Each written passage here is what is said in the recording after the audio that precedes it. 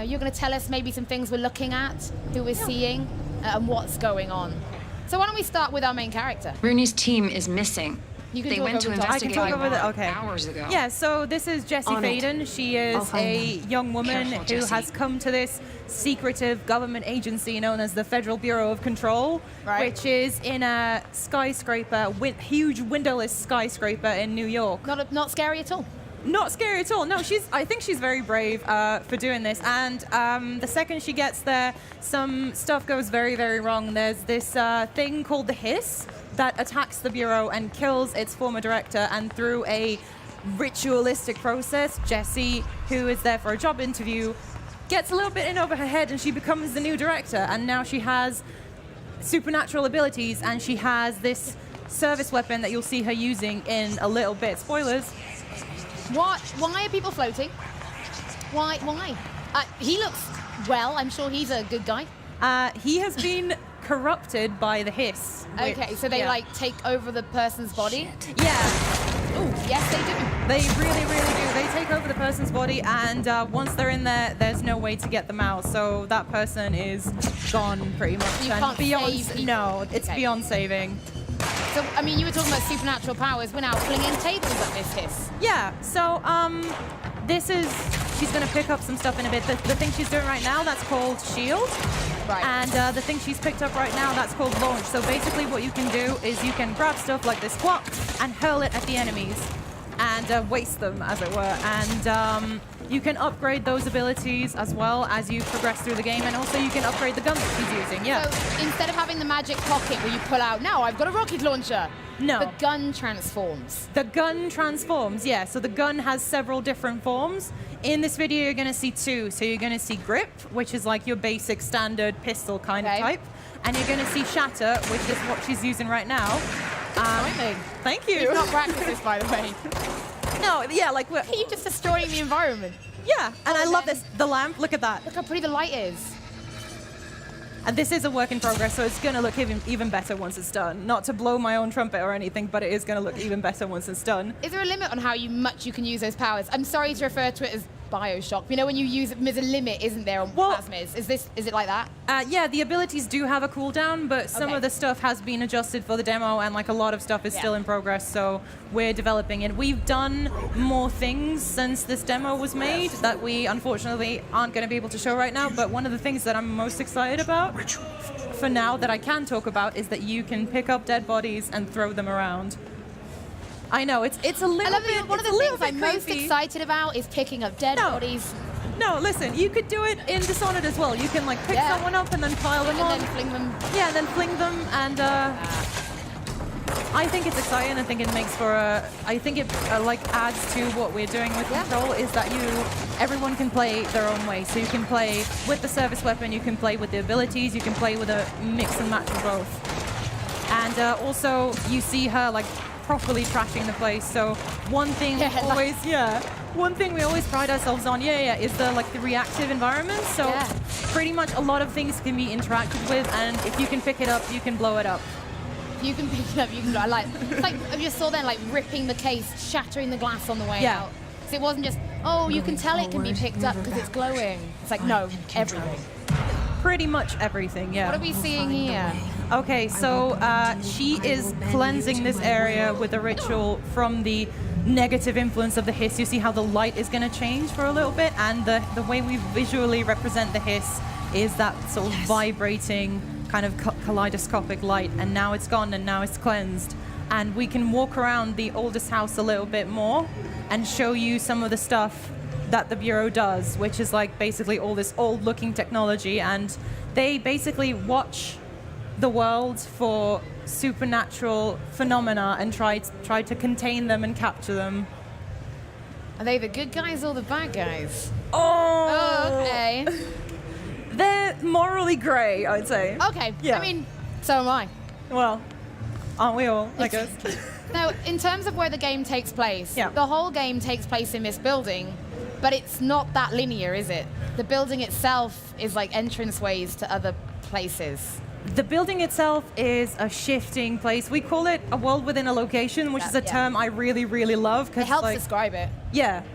Because it's like, what does it mean? But the thing is, like, Remedy games have always been a little bit linear, but this time we're doing a different kind of approach. I said a little bit, all right? No, I know it's tough for some people because they get it into their heads that you make games in a certain way, and then you're trying to come out and show that there's a lot more to what you guys There's do. a lot more to it. We're going with an open-ended sandbox kind of style, and we're going to put different pathways, like you just saw some doors. Yeah. Those doors, they're not different ways to get to the end of the level. They lead to different areas of the oldest house. So like a hub. Yeah, well... Is that a... Kind of. Kind of. Okay. This looks like this is gonna go well, I'm sure. It's going to be fine. There's just some floating bodies in the air, but, you know, it's nothing we haven't seen before. So this is all a result of what our enemies are doing. Yeah, this is all a result of the Hiss invading the Bureau, and what Jessie is trying to do is she's trying to contain that. And this mission is about halfway through the game, and she's trying to find... Halfway through. Yeah, about halfway through. She's trying to find the chief of security, Rooney, who's gone missing with his entire team in this area of the oldest house that has been taken over by the Hiss, and she's trying to get there. Okay, you said, it's kind of open-ended. In terms of the story itself, is that got different endings, or is it still we're going towards one end kind of goal? It's all going towards one end, yeah, but once you finish the main campaign, sure, but Jessie is still the director. She still has a job that she needs to do, right? So it's not just like credits rolls, thank you for playing. No. You can go back in and finish things off. Yeah, because we are doing side missions as well along with the main story, so you can technically... Oh, this is what you were talking about? Yes. So all of a sudden we're somewhere...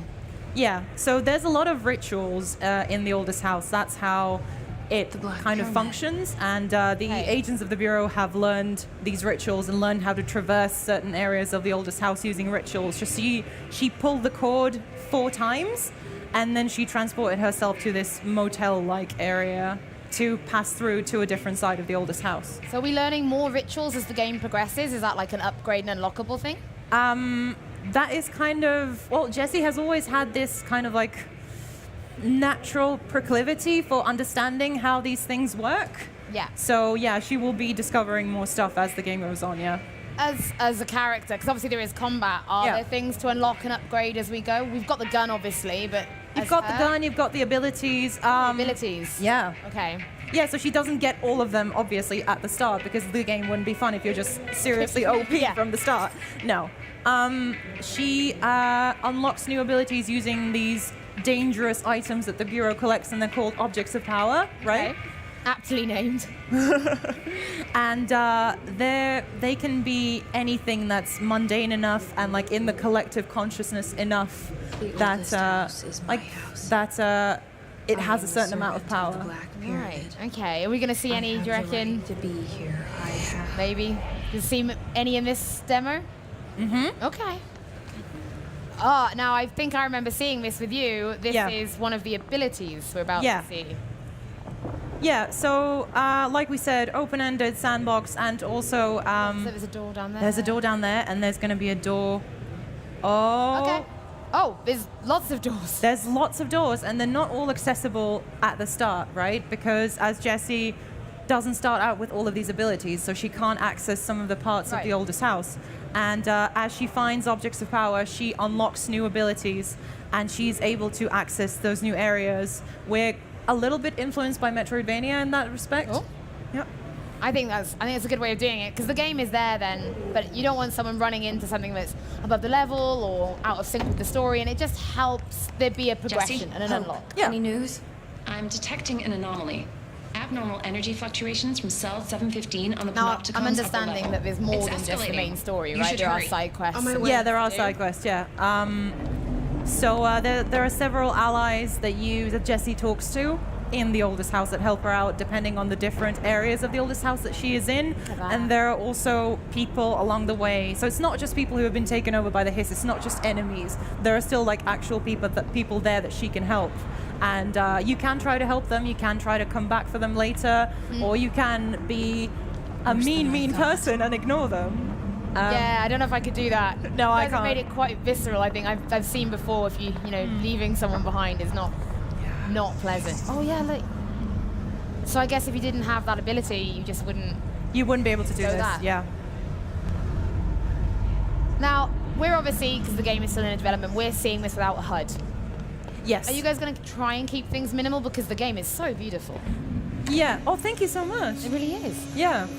Yeah, we are going to try, again, this is still in development, but we are going to hopefully try and get things minimal. There's not going to be like waypoints and stuff like that. It's, there's a lot of mystery, right? And we want people to find things out by themselves with not a lot of help from UI and stuff like that, because the point of the game is the mystery and uncovering the secrets, not following a waypoint from ecstasy. That looks good. That's new. That looks scary. I think that looks good. Not really, no. That looks absolutely terrifying. I'm terrified by that every time.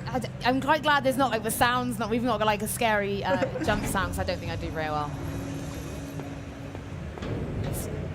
Right, so where are we headed? These are altered items. Objects that are We are headed. I know what it is. Yeah, this is possibly the thing that people have been talking about the most since the demo came out. This is the man in the fridge. Yes. Which is also my favorite part of the demo, to be honest. Yeah. So obviously it's still living. The world of people is still here. Some are trapped, and it's just this guy and his fridge. Yeah. He has to watch the fridge, or else something very, very bad will happen. And since there's been this whole crisis, he's been left behind. So and he's got to stuck. stay watching the fridge. Yeah. Can we help him? You can, but you don't have to. This is an example of a side mission. So Are we going to help him? No. Okay. Great. Are you here to take over? I think you can even hear him as we sort of walk away. I'm sorry. Wait! Don't leave me here! There's an emergency. I'll come back. I Will promise. we be able to go back and find him later? Yes, we will. We will be able to go back. So in terms of difficulty, you guys have always made very story-driven games. If people do want to really just go for the story, will there be sort of difficulty levels? So you can just knock it down, enjoy the story, or go in for that challenge on a higher difficulty. It's really too early to talk about difficulty levels, but we're trying to balance the game out so that both people who want the hardcore gameplay experience can have a good experience, and also people like me who primarily play it for the story. But we are not going to, we're not going to be holding your hand through it. Good. What are these things? When are they flying? They're called drifters, and they drift. Great. And they chuck stuff at you. Yeah. And you can also throw a fire extinguisher at them, and some of those boxes. You can blow up a fire extinguisher and have it explode. There's also a bunch of forklifts around the levels, which I think they're very fun to just pick up and throw, because you really, really feel the weight when you pick them up. I suppose that's important when you want telekinesis to be a key element of the game. Yeah. You have to program it so it feels like you're throwing things of weight. Yeah, That's absolutely. significant. And a different object, depending what you pick up, feels different. Like when you pick up a metal sheet, it's lighter and it moves faster. And when you pick up a forklift, it's a bit heavy.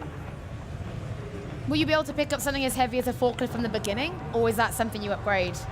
That's a good question. I don't think I can answer that. Yeah, I mean, like you keep saying, we are still early in development. A lot of this is still being decided and how it feels and plays.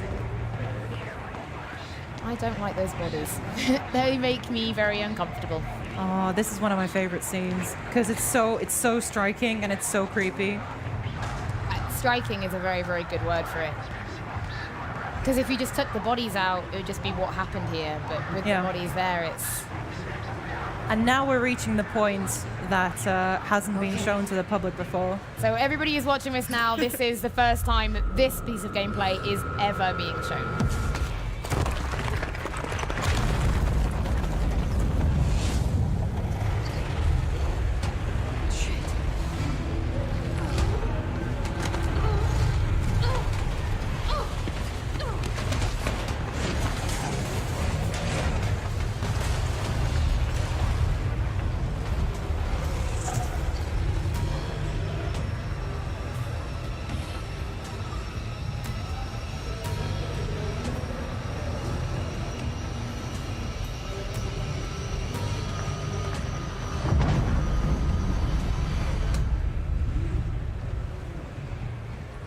Visually, that's unreal.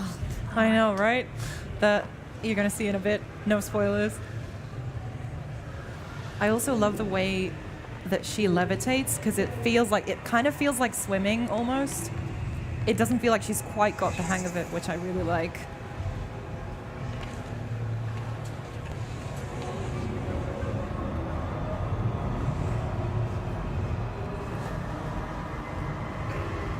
So remember the chief of security, Rooney, that we were looking for? That's him. Okay, doesn't look like how I imagined him to look. No, let's just say he's not well anymore. Probably can't be saved. No, definitely not.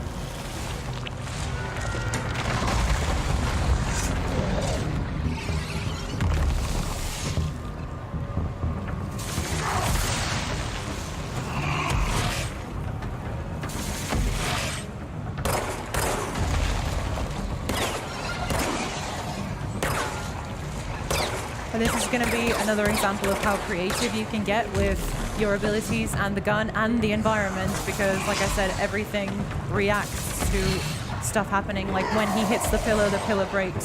When you pick something up, it spins and rotates.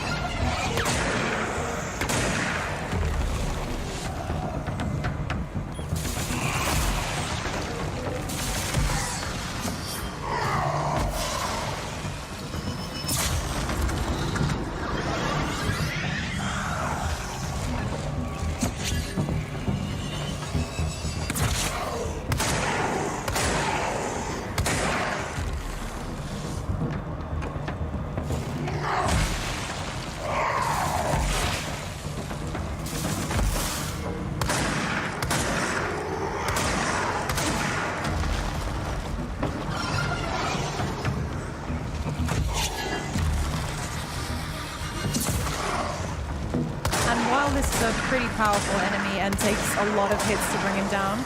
This isn't technically a boss battle. There are going to be much more challenging enemies in the game. This isn't technically a boss battle. This is just a slightly more powerful enemy that you'll find. There are going to be, Holly, if you knew what kind of enemies we have that are actual bosses, I'd be worried. Yeah, you would be very worried.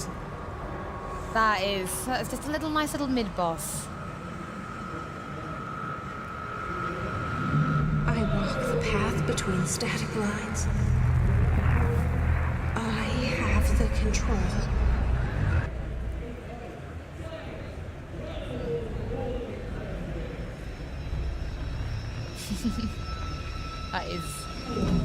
That's the Black Pyramid.